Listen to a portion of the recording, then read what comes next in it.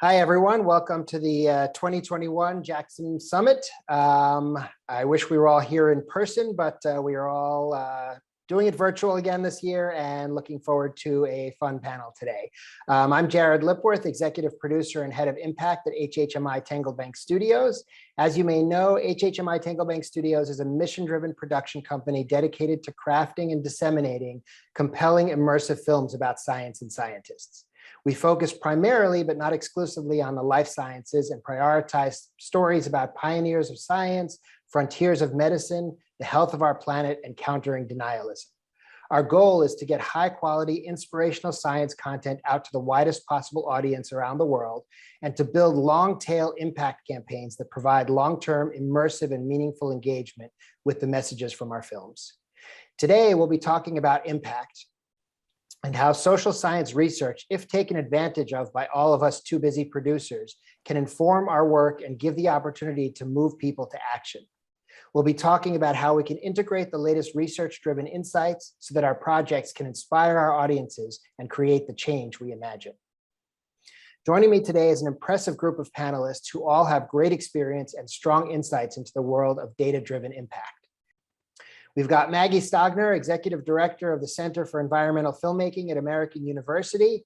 We've got Vanessa Cereo, Executive Producer of Impact Media at the National Geographic Society. And we'll start off our presentation with Rehana Maktoufi, the Rita Allen Foundation Civic Science Fellow in Science Misinformation at WGBH Nova.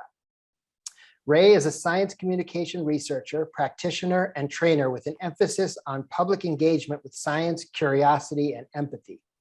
Ray holds a PhD in media technology and society from Northwestern University. As a producer for the Story Collider podcast and a freelance science artist, writer, and video producer, Ray communicates the science of science communication and attempts to show science in the context of everyday life. She has also worked as a health communication facilitator and cancer preventative palliative care campaign manager in Tehran, Iran. Ray trains scientists and science communicators in collaboration with organizations such as ComSciCon. Her training focuses on empathy and engagement and is informed by evidence-based research. And also fitting for this panel, she is an avid advocate for the production of science media with attention to the latest research in viewing habits and engagement, and with consideration for inclusion of different voices. So Ray, will you start us off with your presentation? Sure, thank you so much for the introduction, Jared. As you mentioned, Jared, I'm doing this fellowship with the Rita Allen Foundation where we're trying to connect the world of science communication research and practitioners, producer, media makers. And basically what we're thinking is that there's all this research happening in the world of science communication, and there seems to be a little bit of a disconnect between what we might be researching and what we might be producing. And before we start, I just want to talk a little bit about what we mean when we say the science of science communication. Basically, any research that looks at people sending information. That could be a study about the host of a show, about the scientists we show in the videos. It could be about the receiver. Who is our audience? What kind of audience do we have? It could be about the message, right? Like the visuals that we're using. Is it a message of hope? Is it a message of fear? The channels, are we using YouTube to show our videos? Are we using social media to engage our audiences? And eventually the impact that we're having. That could be curiosity, that could be an attitude change. And what we wanted to see through a landscape analysis that we did through interviews and surveys were a few questions to figure out how we can improve that connection between research and practice. We looked at the demographics of the science filmmaking community, mostly in the US. We looked at the status of research practice connection. So what kind of attitudes exist in the community about such collaborations? Do we like it? Do we hate it? What are the barriers that exist? What about the communication status quo? Already as filmmakers, what kind of strategies do we use? What are our goals? What objectives do we have? And we really want to know this because then we can look at the research and see, oh, these are some of the strategies that research also says are great, we should use it. And these other strategies might be, maybe need a little bit of a modification. And eventually, what kind of impact measurements as filmmakers we use? I'm just going to really summarize and give you like the highlights of some of the most important findings that we had. And starting with the research practice connection, generally we know based on the findings, that filmmakers have a lot of positive attitudes towards using science communication research and collaborating with science communication researchers, right? So attitude is there, all good. But there's some barriers that is causing these connections not to happen. And one of the most obvious barriers is the lack of access to scientists and to the researchers who do social science and do science communication. That might mean there are paywalls to get access to this research. That might mean that the research is filled with jargon, is not very practical. We don't even know where those social science researchers are or how to get access to them. Jared, as you mentioned, busy production, busy producers, lack of time is a big barrier to using science communication research. And the third one was not even knowing that the field of science communication exists, which is, I think, a big part of what the academics are doing, where we stay in academia and publish our papers rather than trying to build those connections. Then we also asked, okay, so now that these barriers exist, if we were to have those opportunities for you to receive those informations, right? Or some of the latest science communication research, how would you want to receive that? And the highest thing that we got was conversations with social scientist researchers. That could be, I want to get a drink with them. I want to attend a brown bag session and then have a conversation with them. So it's very much human conversations followed by, I want to watch videos about it, right? That could be a video, this video where we're talking about the science of science communication, or it could be, hey, I want to see examples of other people in the media community that produced something and was really good. And for someone to tell me like, hey, this is specifically how someone builds trust based on what we know in science communication research. The third important part, and I skipped the demographics here, was asking filmmakers what kind of goals they have, what objectives they have, and what tactics they have. By goals, I mean really long distance, far goals like saving us from climate change, right? The objective is more in between, like, oh, I want people to trust scientists more, and I want people to feel a lot of like positive emotions, like curiosity and entertainment when they're watching my content. And when we talk about tactics, I mean, hey, I use narratives to convey all of this information. I use really good visualizations to do that. I just want to give an example why this is important that we looked at that. How we can connect what we know about the community and what we know about the research. So one of the things that in the survey we asked was objectives, right? And we asked participants to prioritize what kind of objectives they highly value. We saw that positive emotions, that means entertainment, feeling good about science, it's a really high priority. Transparency about that, like, hey, this is a process of science, this is how we do science. And then something like negative emotions is pretty low, right? Okay, let's look at the research. For example, knowledge is also pretty high on this scale here. We know educating the public is great, especially when we're talking about topics that are not very controversial, right? Like, I want to learn about black holes, here's the information, great. When it gets to controversial information, if I talk about climate change and if my objective is education and just giving you the information, we know based on research, not only that might not work for the audience, it might even backfire.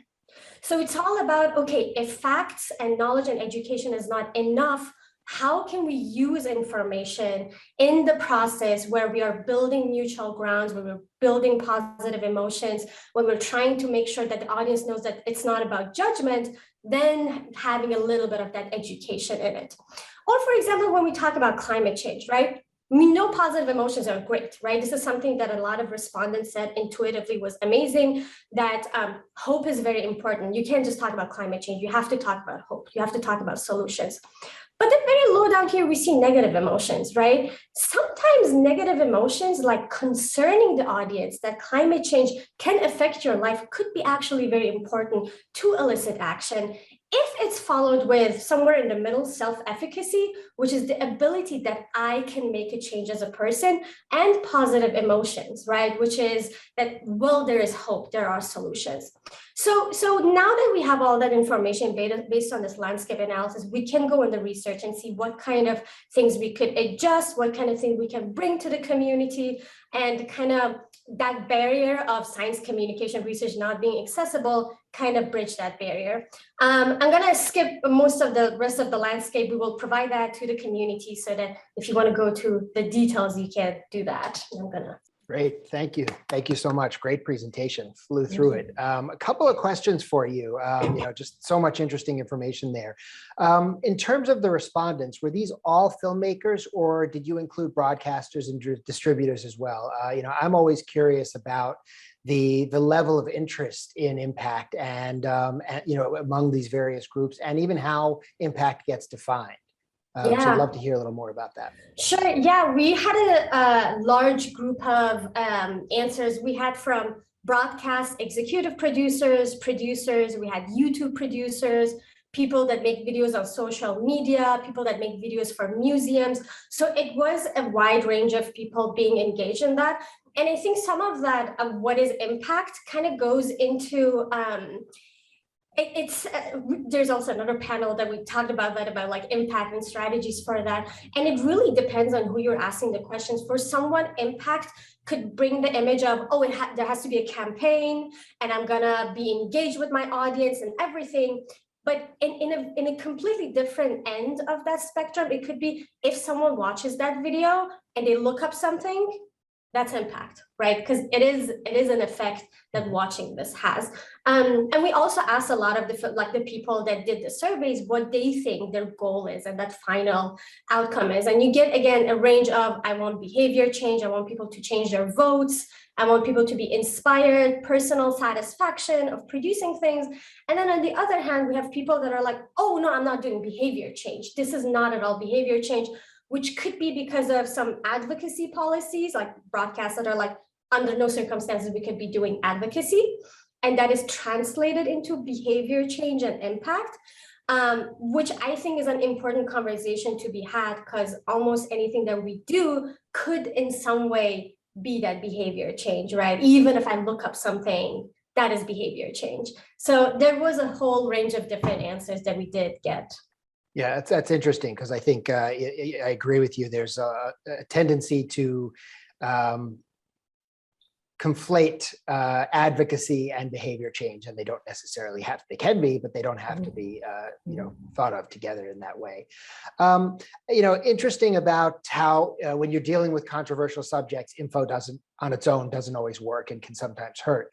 Once you get beyond just the info, then do you find that how do you avoid either preaching to the converted, or if you're not just conveying facts, bridging the divide that permeates our society on pretty much everything right now? That's a very good question and a very complicated one, because there's so many ways we could do that, especially depending on who our audience is. I like that you said you have an audience that you're already preaching to the choir, and for them, maybe they're like, hey, I'm already on board. You don't need to persuade me that climate change is real. I want solutions. Tell me how I can make the changes. And that might be a completely different film where you're like, okay, I'm just going to make this where I'm going to empower people to feel that they can make these changes, right? But then on the other hand, you have the people that are hesitant, right? I always think of Sonia Pemberton's Calling the Shot, the vaccination film, where she is actually talking to people that are vaccine hesitant, not the other side of it was complete vaccine denial. She's like, that's not really my audience. It's about hesitance, but people who have questions. And for them, one of the most important things that I'm doing is that I'm going to show them, I'm not judging you. I'm even bringing a character in this film where they actually start by saying that they had a child, the child got vaccinated, the child had a seizure, they became vaccine hesitant. They were like, okay, vaccine has caused that. So the first thing they're doing is causing that empathy, that no judgment zone, that like, I hear you, I see you, I'm listening. And now as an audience who's hesitant, they're like, yes, that's my fear. I can connect with that. I'm going to continue seeing where this is going. And with the rest of the film, you start seeing that, okay, the kid had actually an underlying condition that caused that. Even if not for the vaccine, anything could have caused that. And then you build the rest of the story on it. But it's all about that connecting and showing that I'm hearing you. I'm complicating your narrative. I don't have that stereotypical narrative. And I want to show you that I know that. And I'm bringing in people that might reflect your concerns. And then we're going to go on this journey to figure out all these answers together. Which then also requires being really careful and early on about who your audience is, who you are actually talking to, and what messages you're trying to get across. Which, again, I think that's I see a big change in thinking about that more and more upfront. For the producers who are interested in impact, it's not just make the film and then let's see what we can do with it. It's much more about what are the messages this film needs to convey, and so that's something I definitely am seeing more and more of, which is exciting. I think we should move along to Maggie. I think what we'll do is we'll go through all the presentations and then we'll come back and open it up and continue the questions, because I'm guessing that there'll be a lot of cross-pollination of questions across the different presentations. So next up is Maggie Burnett-Stogner. Maggie is the Executive Director of the Center for Environmental Filmmaking at American University and a filmmaker and a professor of film and media arts. She brings over 30 years of filmmaking experience to the center and to the classroom. During her 9 years at National Geographic, she produced, directed, and wrote numerous documentaries, was the senior producer of Explorer and Ultimate Explorer. In 2005, she launched Blue Bear Films and directs, produces, writes documentaries, including Unbreathable, The Fight for Healthy Air, which just came out last year, right, Maggie? In the Executioner's Shadow and Gold Mountain. She also produces films and immersive media for world touring cultural exhibitions for National Geographic, for the Smithsonian, Lucasfilms, and others. Maggie runs high-impact creative production labs that embrace diversity and inclusion and create opportunities for experiential learning. Her work embodies the belief that compelling storytelling and multi-format media have the power to change and inspire, and to be a catalyst for meaningful change. Collaborating with the next generation of media makers is a critical part of this endeavor. Her scholarship explores engagement and impact design in film, immersive and emerging media, with a focus on exploring humanistic storytelling through 21st century media technologies. Maggie's been doing some amazing work in our field and would love to hear a little bit more about the presentation. Jared, thank you so much. Lovely intro, appreciate that. And, I've been in this field a long time, and I just find it continually fascinating. And I'm really pleased to be on this panel with Ray and Vanessa and you. I think there's so much to explore and so much that we can think about in terms of, especially in terms of today, because we have a crisis on our hands with our climate and our planet. And so more than ever, I think the idea of trying to understand what storytelling can bring and how to affect change is super important. So I'm just going to take you through some of the research we've been doing for the last year and a half on impact media, generously funded by HHMI Tangle Bank Studios. Really appreciate that. And I have several research assistants, Carlos Macher, Nicole Wackerly, who helped on this particular report that came out last year in November of 2020 at Jackson last year. And then I have a PhD candidate, Maggie Clifford, who's joined us, and now Asia Nicholson, a recent graduate. Just a great group of young research assistants who I really find great joy in working with. So let's just go into why. Why are we doing this research? Because I've actually been challenged on this. Like, you're a filmmaker, we're filmmakers, we know what we're doing. Well, actually, things have changed quite a bit in the last little while. And there's, I think, increased urgency to think about, our planet's in crisis. We know that storytelling is a proven catalyst for change. We know that films can create empathy using universal themes, that those great divisions in our society today can actually be bridged through strong storytelling. And we know that by telling diverse stories with diversity in front of and behind the camera can really build equity. So then we start to think about, well, how do we navigate and create impact in today's complex media landscape? So, again, the problem, well, there's way too much content. I mean, we're seriously oversaturated. There would not be enough hours in multiple lifetimes to watch all the content that's out there. So what content are we making? We are in a very messy, fragmented media landscape. So how do we actually reach those audiences we're trying to reach? There's way too much gloom and doom. I've just see this all over the place of like, well, there's nothing I can do. I'm giving up right now. We get a lot of fear mongering. And so what is it that we can do to really help people feel empowered? Who are the audiences that can implement real change? It's not a one size fits all anymore. We have all sorts of different platforms that we can engage with different audiences on. And then I call it messaging or engagement chaos, because how do we really know how to reach the change makers? What is the messaging that's going to really engage them and get them to activate? So one of the things I like to look at is the medium is the mess. Back in the day, the medium is the message. I don't think we can say that anymore. I mean, or at least maybe we don't quite understand anymore how to make that really effective. And it's fascinating to me to just think that in the last 15 years, there's been such radical change, from the 3 or 4 TV channels to now, the thousands and all the different platforms. But it's not just that. It's also, how does that change how we communicate with each other? How does that change how we influence each other? And so just very briefly, and I'll share this with Jackson Wild, it'll be on the website. The expert-centric to user-centric, we're in a creator generation.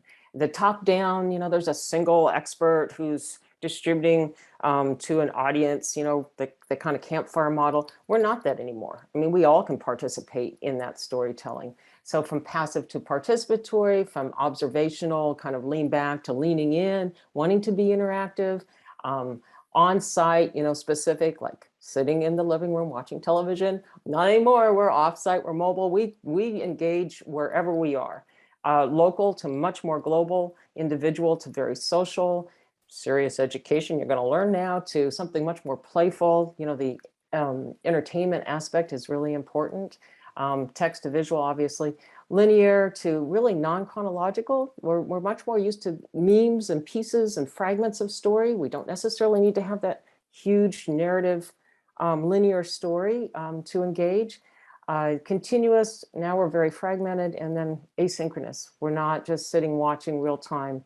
We can pull things whenever we want to and continue to engage. So we came up with what I call a visionary change framework, and it's very similar to a theory of change framework, identifying your change goal. What do you want to change? Who can affect that change? And how do you reach that audience?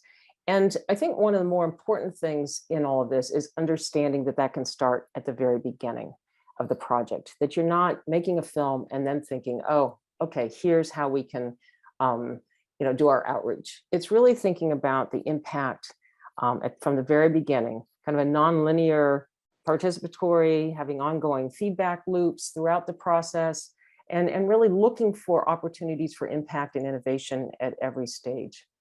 So we looked specifically at the creative design. We kind of call it a spiral effect, the creative design, the collaborative models, the outreach strategies, and how those all come into play throughout the project and beyond.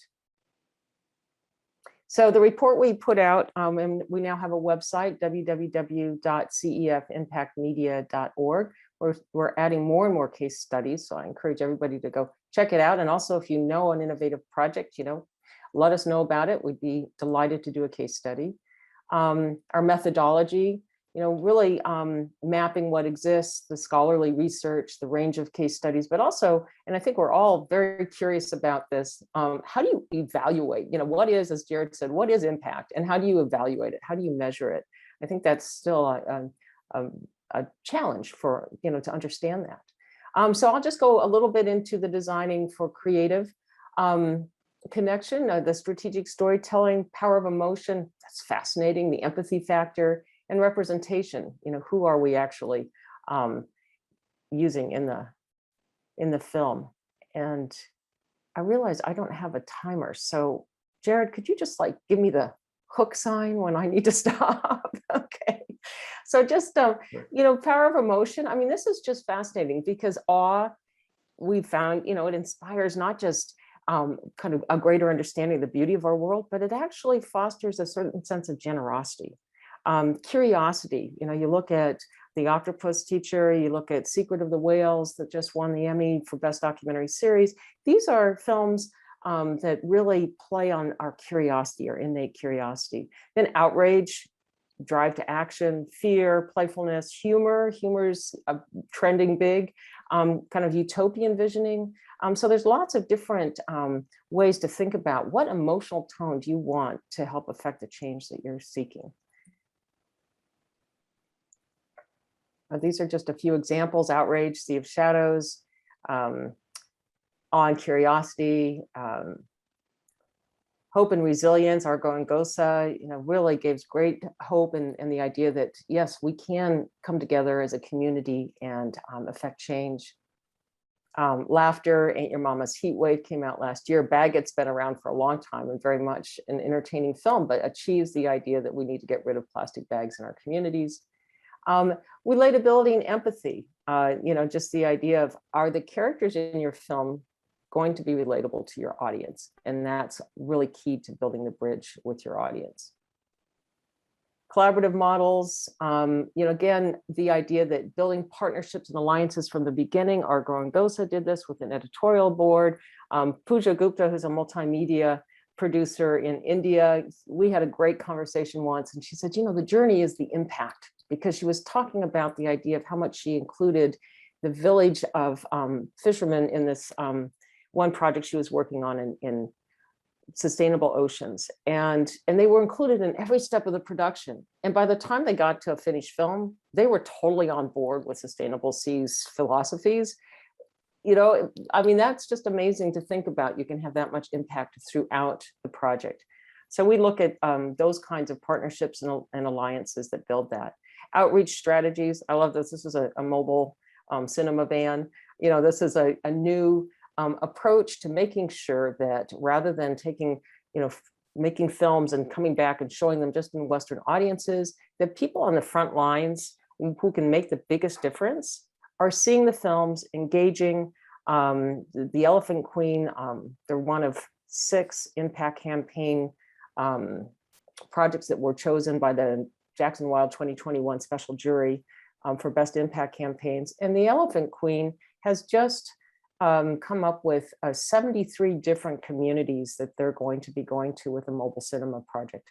That's amazing to have that kind of reach off the grid in communities where there can really be a big difference in conservation affected through the local communities. Okay, outreach strategies. Again, this can be a target of one, this can be general audience, but really understanding who you're trying to reach from macro to micro. That you have your film as a strong catalyst for change, different ways to do that. I've been really impressed by a couple of different films. Again, the impact campaign films for 2021, Save Ralph and The Arctic, both finding ways to use TikTok. Now, in 6 months from now, it'll be another platform. But right now, the idea of being able to mobilize people through influencers, not just a few thousand, but millions of people. The Arctic mobilized 6.3 million public statements using TikTok. That's just amazing new way to reach new audiences and affect impact. So, looking for innovative ways to do this, staying on top of it, changing policy, activating audiences. My film Unbreathable, The Fight for Healthy Air. Let me just come back to this for a second, because this is something that Ray talked about, that idea of messaging and building around kind of a universal message. And when you think about health, clean air, clean water, healthy planet, that's a universal message. So we really look for opportunities to create a bipartisan messaging through this film, the idea that we could come together as community, engage, vote, of course. Purple Mountain, another one of the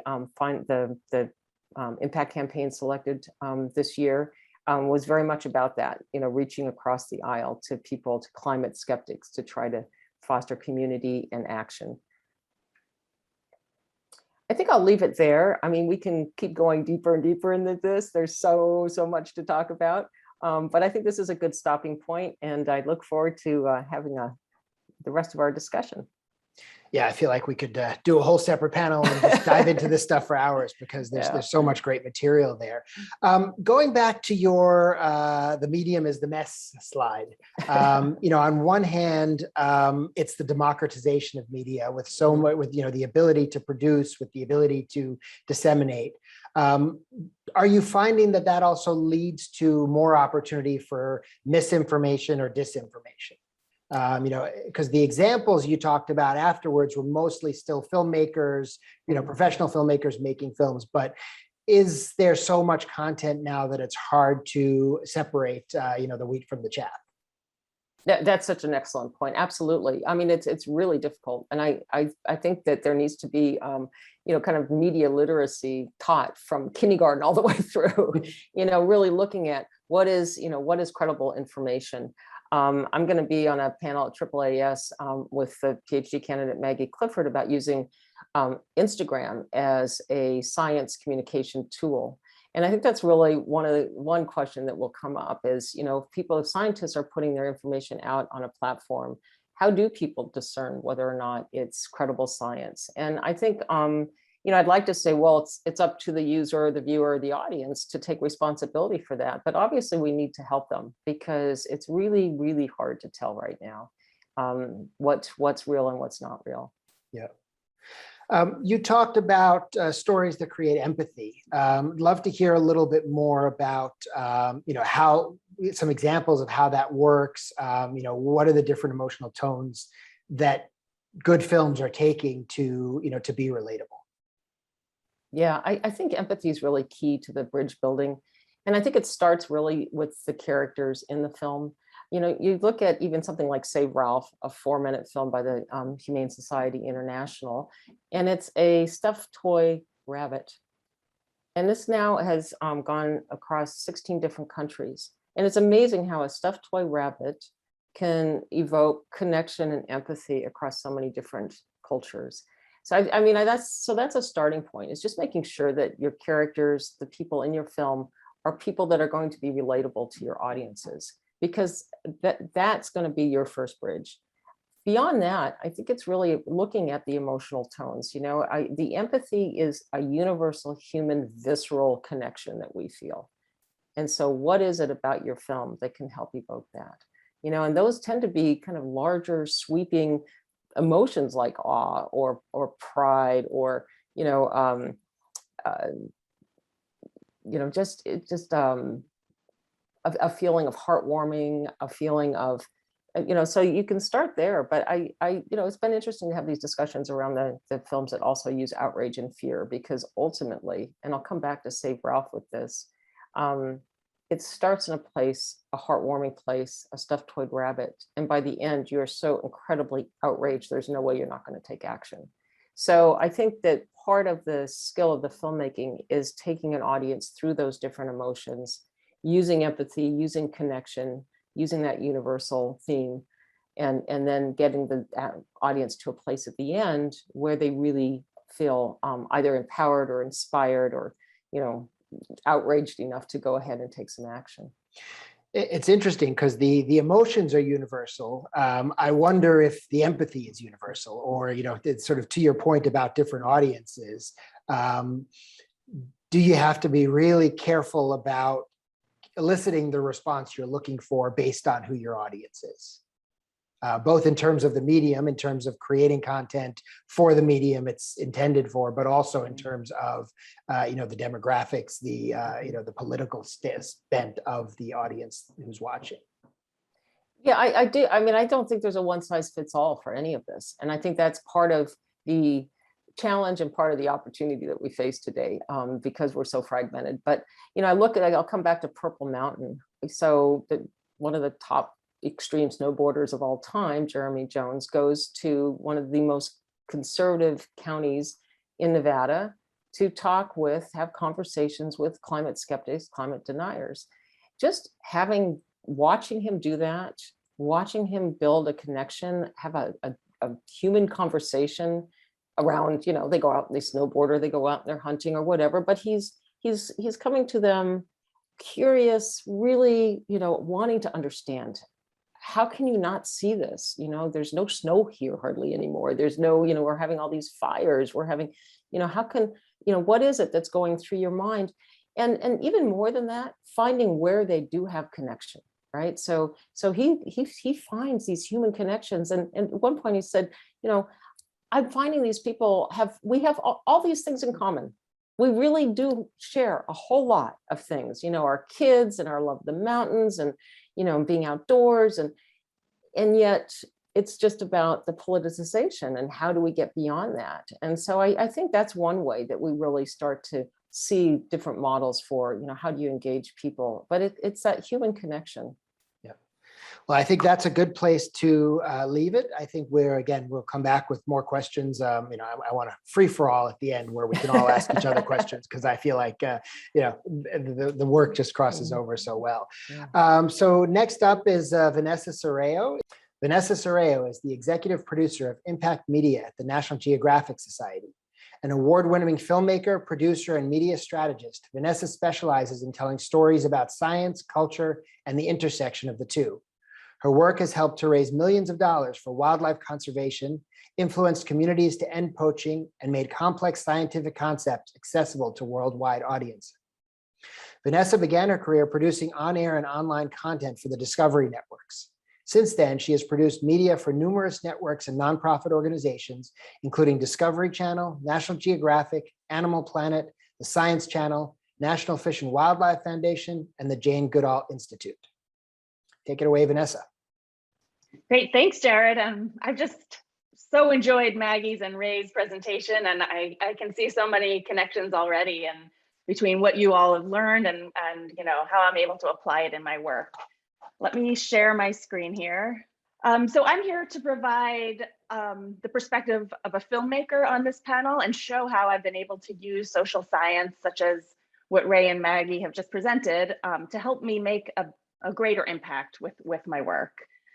Before I was a filmmaker, I was a scientist myself. So I think I've always been fascinated with learning and figuring out why and how films can affect people and motivate change. So naturally, in trying to find these answers, I've also turned to science to help me figure this out. What I've seen through my career is that we mostly operate according to this cartoon here. We begin by finding a really great story that we feel passionately about. We spend a lot of time and resources and investment in our lives in making a beautiful film, but then we don't really know what needs to happen in the middle there to achieve the impact we look for and we hope for. And so success is often a mixed bag. Sometimes we do see dramatic results, but sometimes all we know is the number of times a video has been viewed online or what the television ratings are. And so, as Maggie and Ray have pointed out, that likely isn't true impact. So when I was hired to build an impact media division specifically on the nonprofit National Geographic Society, I thought, well, we better figure this out, right? My team's mission is to use media to further the goals of the organization and our programs. And I acknowledge that's a big promise that we're making. And I think that we have to be accountable for then delivering on that promise. So I have spent the past 5+ years combing through a lot of the social and behavioral science literature, and I've really found a wealth of information. However, as Ray pointed out, it's true that most filmmakers typically don't have this sort of time to sift through all of the research. So I thought I would just distill some of what I've learned and show how I've been able to use some very simple and accessible lessons in my work. First is that we can use evidence-based social science to develop a theory of change. And as Maggie pointed out, the visionary change model is one such theory. This is our team's theory of change, which we adapted from something published by the Fledgling Fund several years ago.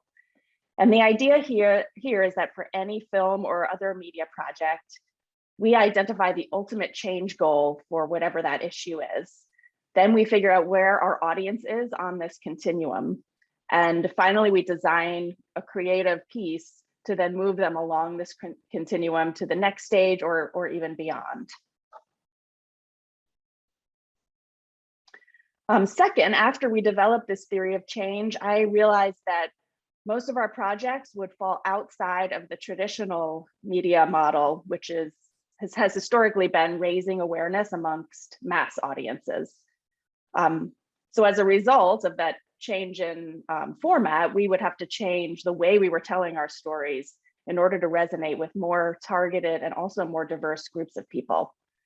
So this meant that the narrative templates that we rely on for television and mass media wouldn't necessarily work for things like achieving legislative change or reducing human-wildlife conflict. One really helpful source for this, changing this thinking, And developing new narratives was a report by the University of Florida called The Science of Story Building. And you can look that up. They published a really nice piece on Medium that outlines these 7 principles, which have been really helpful for me. A great example of both the theory of change and implementing those 7 principles to create a new narrative for conservation is our film Saving the Florida Wildlife Corridor, which is in this year's festival and was produced with a coalition of conservationists working to protect the Florida Wildlife Corridor. So this project had a very specific goal of influencing Florida legislators to pass the Florida Wildlife Corridor Act. According to our theory of change model, our audience was way at the end of the continuum. They were already aware of this issue and generally supported, but they needed some final inspiration to take action. So first, once we had identified our audience, we thought really hard about the narrative and this concept of master narratives versus counter narratives. So typically, the master narratives of conservation are kind of 2 extremes. One being pristine wilderness, completely devoid of humans, and the other being this doom and gloom type story where humans can be portrayed as the villains. And we didn't think that either of these would work and resonate with this particular audience. So we created a counter narrative that actually showed that the health of humans and nature were interconnected. We chose to highlight characters who are not traditional conservationists, but are agricultural landowners and tourism providers that rely on the corridor for their livelihood. So through these characters, we were then able to show that local people are not in opposition to nature and conservation. And this provided a way for the lawmakers from across the state to connect with the story. Second, we thought a lot about the emotions we wanted to evoke. We intentionally stayed away from negative emotions like anger, fear, and guilt, which can be alienating and even paralyzing.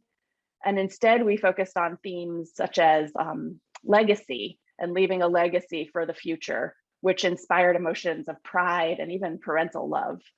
And one thing that's interesting, one piece of research I found interesting is that pride, for example, is actually much more effective than guilt for getting people to act to help specifically the environment. So yeah, you could see that social science research has been really helpful, and it's pretty much changed our approach to filmmaking and storytelling on my team at the Society. And I think it's made it a lot more effective, but also personally, it made it a lot more interesting as we're getting to really think about to stretch ourselves and really find new ways of telling stories about conservation. Off mute. Thank you very much. That's really interesting. I'll start off just with one really basic question, which is in terms of the content you at the National Geographic Society are creating, how does that content get disseminated? Where are people going to see that content? Well, there's a wide variety of places. So, and it all depends on where we are in that theory of change. Sometimes we are trying to achieve awareness, and then we collaborate with our partners on the channel and in the magazine, and we can produce content that gets distributed through those mass media outlets.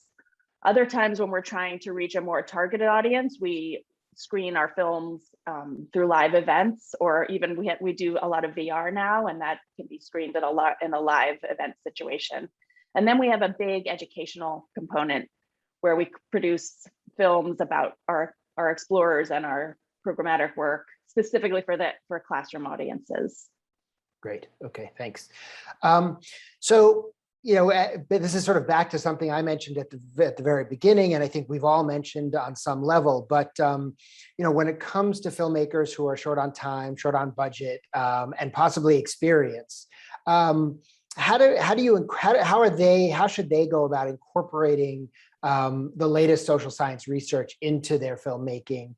Ray talked about conversations, about the number one way that filmmakers wanted to get that information is through conversations. But what's your experience on how best to get them to incorporate or give them the knowledge they need to incorporate? Well, I think I agree with Ray about conversations and this idea of partnership. If you're trying to make a film that's intending to have some sort of impact, there's very little chance you can do that by yourself. And so partnering both with an organization who is focused on whatever that issue is first, because chances are they can inform your theory of change and the more specific type of film that's needed for an audience. And then second, partnership with social scientists. I think I've reached out to many over the years, and I think there's a lot of enthusiasm for working with filmmakers. And I don't think social scientists want to be working in a bubble either, and so are really excited to see how their work can be used. Great. And I mean, I think some really accessible articles to just Google. One is assessing creative media's social impact from the Fledgling Fund, and that really helped with my theory of change. And the second is the science of story building from the University of Florida. So even just starting with those two simple pieces, I think would go a long way. Great. And so this next question for you, but I think then possibly open it up to everybody, because I think we all have our own ideas about how to make this work. But again, we're generally filmmakers on tight budgets, tight deadlines, and as things start to fall off the table, it's often impact that falls off first. So both in terms of resources, money, time, everything else. So what is your suggestions for where filmmakers should go to actually get the resources to start to incorporate impact from the beginning of a project all the way through to the end, and then even beyond broadcast? I think that filmmakers need to start applying for funding as a programmatic component.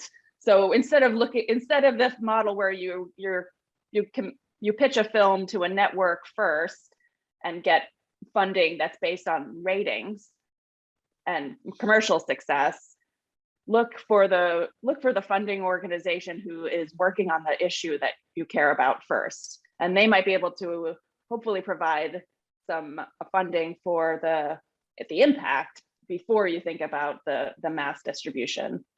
That's kind of what I'm trying to look at now.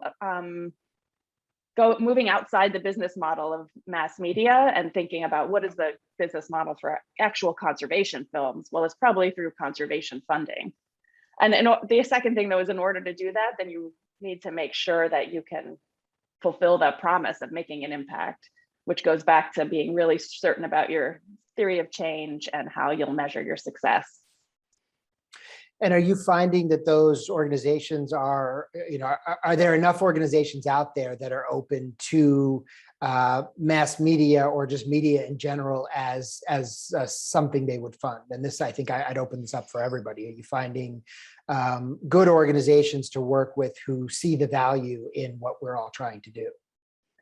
I think it's still a shift that needs to happen. I think people typically think of media as PR and mass audience, consumer mass audience. So it will take some convincing on our part to really start pitching media as integral to the success of the project, not PR after the fact. It's actually that you need this piece of media to affect the change in the first place.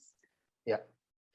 And yeah, I think I'd love to hear from others on that as well. For us, we're in a rather unique position at Tangled Bank, where if we decide to do an impact campaign around a film or to build this theory of change into the film from the beginning, we can generally do that. But I've also struggled at other organizations to find the resources and to get the understanding that that's as important as the film itself. What's everybody else's experience? First, I just want to say congratulations to Vanessa on saving Florida's wildlife corridor, because that was one of the 6 impact campaigns that was chosen this year for 2021 Jackson Wild, and the targeted audience that you had there was policymakers. Not that it excluded everybody else, but you knew who you were going after and the policy and the result change that you wanted to affect. And this idea of finding partnerships from the outset is really, really crucial. And I think as we see more and more films that are taking this approach, we're understanding, not just filmmakers, but across the board, that films are the catalyst for change, and that if you can partner with the right organizations, they can use that film. With Unbreathable, the Fight for Healthy Air, we partnered with the American Lung Association, and they made it part of their Clean Air for All environmental justice toolkit. It's gone across the country and screened all over the place. And that was just one, that's a primary partner. That was our partner that helped us get, everything going. But through them and through other initiatives we've taken, we've found a number of different partners. Interfaith Power and Light, for instance, another national organization, has a lot of chapters. So I usually encourage people to look for those national organizations that align in the mission of what you're trying to accomplish, what change you're trying to affect from the very get-go. Don't wait till the film is finished. I mean, you really need to engage them. Not that they're going to be coming in and taking over your creative, because I've heard that fear, but so that you can help educate them about what the film can do, how it can be used as a catalyst for change. So I think that's one aspect of it. But the funding so often is about finding that match, and I don't think we have good tools in place. Everybody tends to go to the same pots of money and clamor for a little bit here and a little bit there. And so I think understanding and coming up with a better set of ways that can help match the filmmakers and the funders would be really great for everybody. Just detail everything Vanessa and Maggie said. And I think something that you brought up, obviously partnerships are very important. And if you make that smaller scale, if you're an individual that has your own YouTube channel, you might not even be thinking about that scales of partnership. It could be very different. A partnership could be a friendship between you and a social scientist. A lot of you are in universities, are studying different fields of science, and you have friends in the School of Journalism, the School of Communication. Try to do all these cross-pollinations. Vanessa brought up University of Florida, Maggie University, the American University. All of these are those cross-pollinations. Find friends that are there, right? Just like get a drink with someone. Now that we're all on Zoom, just reach out to people, say, hey, can I have a conversation with you? And who knows, a lot of times that might just mean that you're having these conversations where you're learning from each other. Someone might learn that, okay, I guess if I'm an academic, I'm going to have presentations that look less boring and more exciting. And if I had a project that I was looking for a media producer and I had budget and funding, I will come to you. And if I'm a media producer, I'm learning things about different strategies, some of the newest strategies that you're telling me about that have been in the research that I could use in my filmmaking. And some of that came up in a lot of the interviews we have been having. And especially academics could be helpful when you're applying for NSF grants, which are heavily based on evaluation and research processes. A lot of foundations are now giving funding if you have your impact measurement, if you have a research component into your media production. So for sure, definitely think more about the partnerships and how that could look in different formats. Yeah, I also think the other piece I would add is retaining rights as well, because you can have your aspirations, but if you don't have the access to the film itself once it's out there, that can be very limiting. The example, Maggie knows the story quite well, but Argor and Gozo was a film that was really created for a small influencer audience, but has kind of taken on a life of its own. It's being used by USAID, by World Bank, by the WWF in Africa to promote that message. And we were able to do that because it wasn't so tied up in rights that nobody could actually see it other than on one platform. So, I know that's difficult to do, but also really important to think about early on in terms of what rights you need to be able to actually execute the campaign you want to execute. We're getting close to time, but I'd love to just open it up to see if you guys have questions for each other. I could keep asking questions all day, but I think I'd love to hear if there's other questions out there. I'd like to just come back to your point about rights, because that is absolutely essential.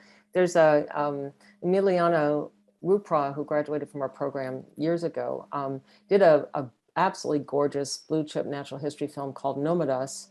First blue chip natural history film with an all Mexican team. And building that capacity throughout that filmmaking process was very intentional. And they knew that they wanted to distribute theatrically in Mexico, that's where they feature length, an actress does the voiceover, and that's where they would have most impact in audiences, was through theatrical release. And then COVID hit and they couldn't do that. And they put a lot of money into that film. So they licensed rights to the Smithsonian Channel to make it part of their epic migrations, but a cut down, a piece of it, not the whole thing. And just for that US audience. And, I think they handled that really well, because now they are doing the theatrical release, and it's the big buzz all across Mexico with this beautiful film, having a major impact in people's understanding about conservation. So, I just think that you hit on a really essential point, because there's the independent filmmaker world, and then there's the commissioned filmmaker world. And I think we have more challenges in that commissioned filmmaker world to overcome. Yeah. And also, that's where the opportunity lies. If you have those rights, you can do more than your commissioner or broadcaster might ever want to do or think about doing or be able to do. So, we have some projects we've worked on. I'm thinking about a film called Inventing Tomorrow about the kids science fair. And, that's a project that took 2 or 3 years to get the funding in place and the plan in place for the outreach. But then it happened finally, long after the Sundance premiere and everything else, because they had those rights, because there was a constant push and a commitment from the producers to stay with this, even when they were on to their next filmmaking project. So, again, I'm seeing more and more of a commitment from the filmmakers, and anything we can do to help give them the resources, help provide the resources, and the connections to make that work. If I have just a point about that too, I think it all comes back to the initial funding, and it's not the straight one commissioner model. There probably the best way to do it is have some kind of mission-driven funder at the beginning, and then that would give a filmmaker more leverage in terms of not having to sell all the rights to one specific distributor, which then limits the impact. So if it's an impact first production, then the funding needs to begin with impact as well. Yeah, absolutely. Any other questions, thoughts? I'd love to kind of get a final thought from everybody. I wanted to reach out to Ray and Vanessa to get their input on this question of advocacy, because somebody really challenged me the other day and said, all you impact people, you're just trying to push documentaries into becoming advocacy films. That's something I've struggled with on my own too. Like, I'm not making propaganda. I'm still an artist and a filmmaker first. I think what's interesting about that is we're always, even if you're not thinking about impact, there's so much unconscious bias built into whatever it is you think a film should be, whether it's, a tone or the pacing or the characters you choose, things we think of as like, oh, this is my independent creative choice. Actually, there's a lot underneath that. Whatever your cultural background is, your economic background, where you live. So I think when you're adopting this impact first approach, it really makes you question all of that. So I would say you're still making a film with the purpose of inspiring, just like you would in any other case, but you're really looking more carefully at your creative choices. That's how I would answer that question. And I would just add, one of the things that we did ask people was how they would identify themselves. And you get a range of advocating journalists, we'll get filmmaker, science communicator, advocate. But again, definitely there was that place where like, I don't want to be an advocate. Some of it came from like humility, that I don't think I can make such changes. Some of it came from like, I don't want anyone to change behavior. But a great professor I had, Dr. Dan O'Keefe, who studies persuasion, his point is kind of, Vanessa, like what you were saying is like, when you acknowledge that these are the changes that will happen, that any choice that you make, even the topic that you're picking, in some ways you are advocating for a way of thinking or for an emotion. And if you acknowledge it, then you can think about, how can I ethically think about doing this? Am I making this in a way that like I'm pushing people to go to a certain decision, or am I making this film knowing that this is my agenda, but at the same time, I'm making sure that people see the different parts of that, see the good of science, see the bad of science, see the history where we messed up something, but at the same time, how we fix different things.